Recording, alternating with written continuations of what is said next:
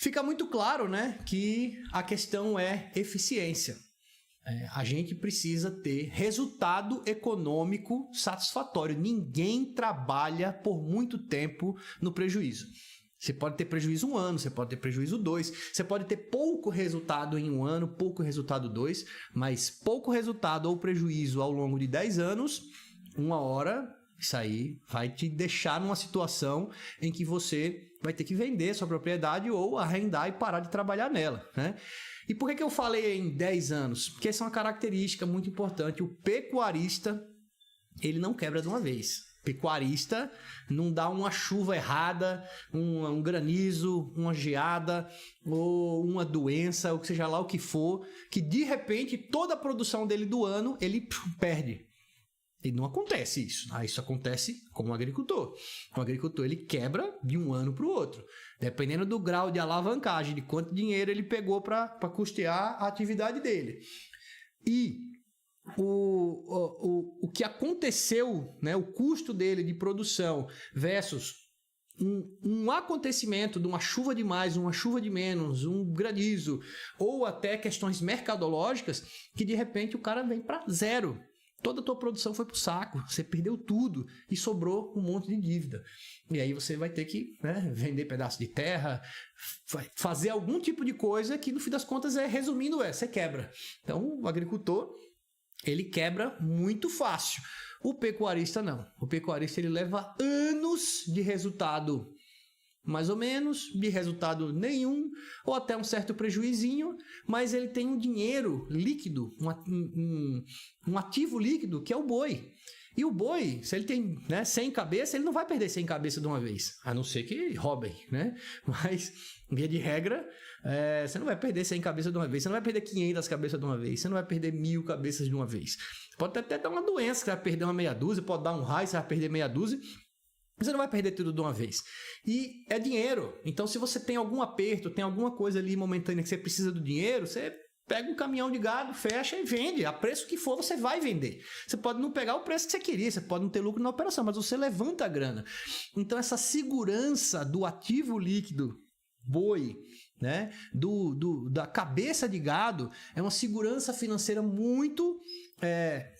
É um lado muito positivo, né, de segurança para o pecuarista, porém também é um ponto onde a gente vê uma falha do pecuarista, porque ele conta como uma segurança e aí ele acaba tendo um nível de exigência muito menor. Pô, eu tenho dinheiro, o dinheiro está lá, o dinheiro está aqui, ó, eu estou vendo o dinheiro. Qualquer coisa que precisar, eu vou lá e vendo.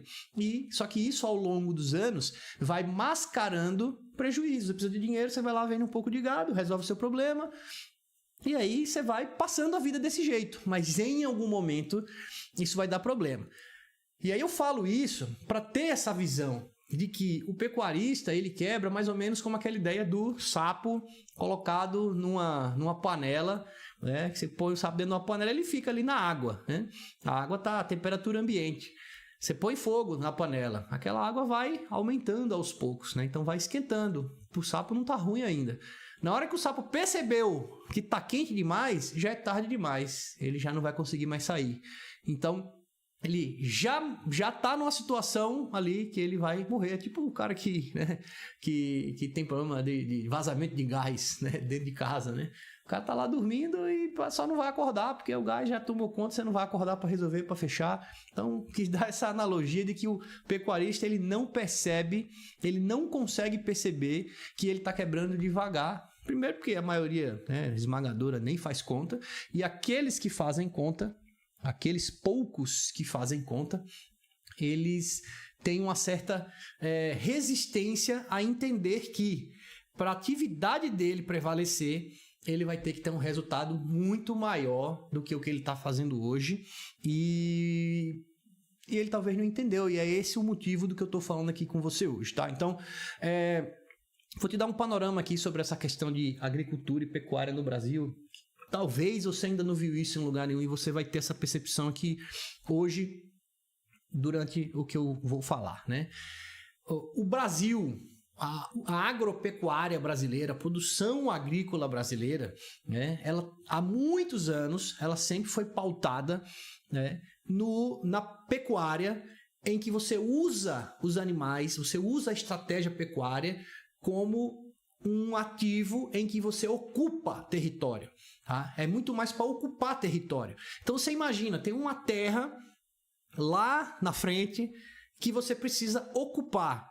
Você vai, leva gado a pé, você não precisa de caminhão para levar gado, você leva gado a pé, solta uma vacada Nelore lá onde for, não precisa de muito cuidado, não precisa de muito manejo, que do jeito que for, você soltar lá, macho e fêmea, tudo misturado, daqui você volta daqui a pouco, vai ter mais gado. Vai ter mais animais, que eles vão cruzar, eles vão nascer sozinhos, vão criar sozinhos, muitos vão morrer, muitos vão perder, mas, cara, sem muito esforço, o gado vai continuar lá e vai sobreviver, porque é a característica, especialmente do gado zebuíno, resistente, né, ao sistema, né, da produção tropical, sobrevivente, né, que ele vai sobreviver. Então ele vai dar resultado zootécnico? Não, mas ele vai ocupar o território.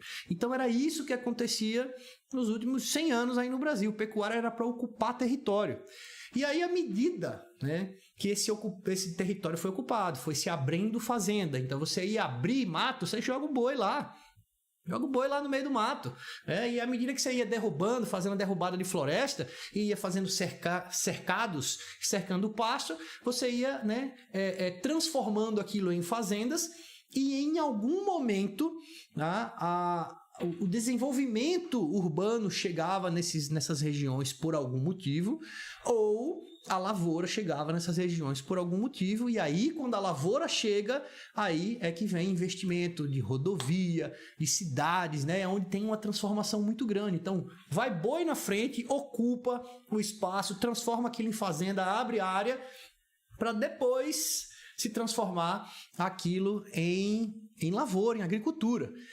Então isso era a base, né? Esse era o raciocínio do uso da terra. Então, se você pegar o estado de São Paulo, né, lá nos meados do século XX, você tinha o café muito forte, no Rio de Janeiro, café muito forte, né? E aí depois você ia para o sul do país, no sul do país você já tinha outras culturas, e aí a soja vingava lá, o milho, outras culturas que vingavam no sul do país, sempre bem combinado com a pecuária que ocupava território.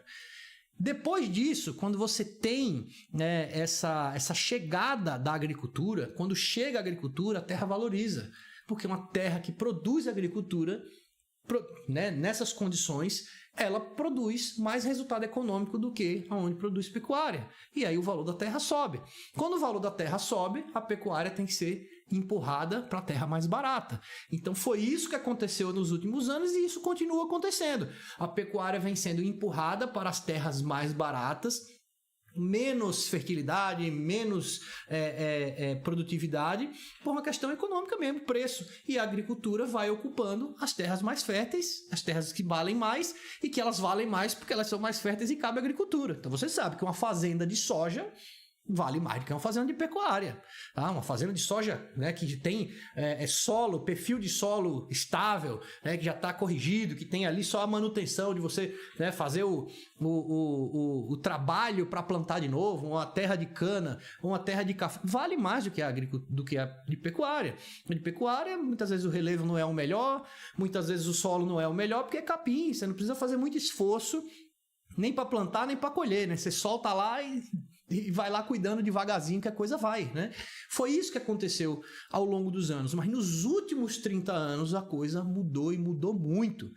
Mudou muito. Então a gente tem um avanço, né? O desbravar aí dos anos 70, 80, mas especial do 90, o desbravar o centro-oeste, o cerrado, e transformar terras que não tinham essa fertilidade em terras que realmente entregaram uma produtividade muito boa, especialmente quando transformaram em agricultura.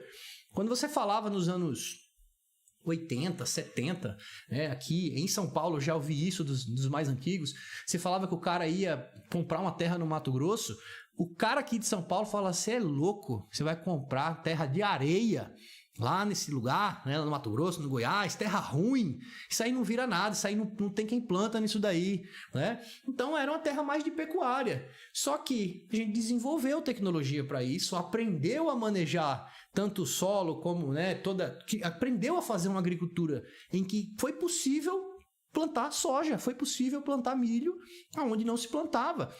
Então essa transformação do cerrado brasileiro, que era, via de regra, menos produtivo e virava mais uma terra de pecuária, em uma terra de agricultura, mudou todo o conceito. Onde você tinha fazendas gigantescas de gado, foi virando terra de agricultura. Então, certamente você conhece várias fazendas que você se lembra de quando você era criança, ou que seu pai falava que isso daqui era um fazendão, era 20 mil alqueires, 5 mil alqueires, 20 mil hectares, sei lá qual é a unidade de medida que você usa aí.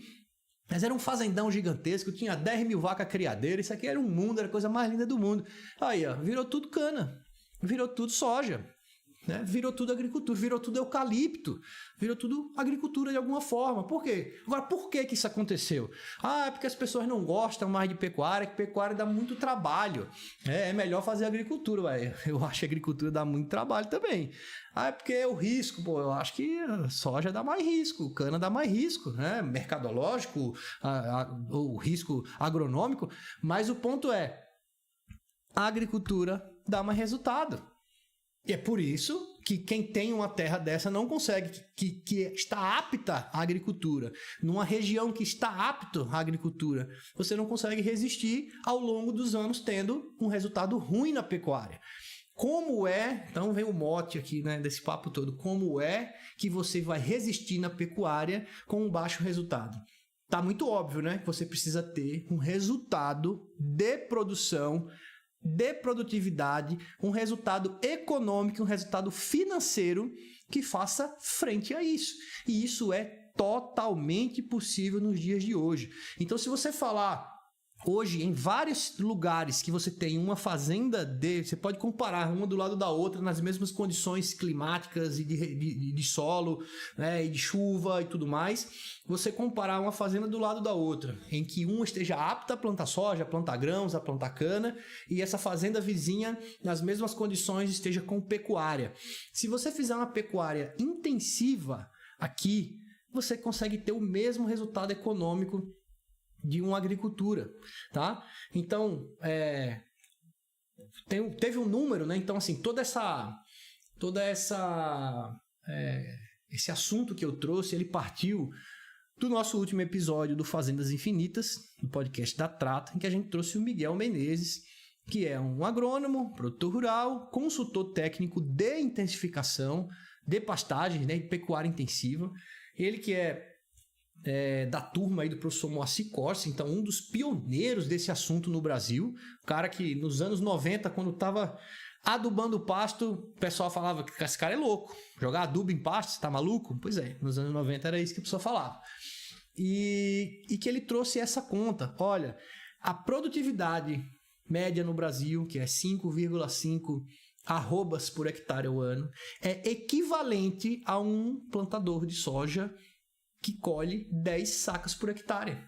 Pergunta para qualquer plantador de soja se 10 sacos por hectare ele vai plantar a roça. Não vai.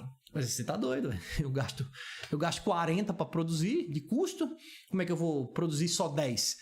Só 10 eu não planto, fico em casa, eu pego meu dinheiro e fico em casa, né? Não vou fazer isso, vou fazer outra coisa. Ele fez uma comparação com cana, eu posso talvez errar o número aqui, mas era algo parecido como 16 toneladas por hectare. O cara que planta cana com 16 toneladas por hectare, ele também não planta, ele fica quieto. E o pecuarista colhendo 5,5 arrobas por hectare, ele acha que tá bom, né? E aí a gente fala, mas isso daí é a média. A média é muito baixa, né? Só que é justamente isso. É a média, hein? Tem gente que está produzindo menos que isso. Muita gente está produzindo muito menos que isso. Está produzindo 2, 3, 4 arrobas por hectare ao ano ou zero. Está produzindo 0 arrobas por hectare ao ano, né?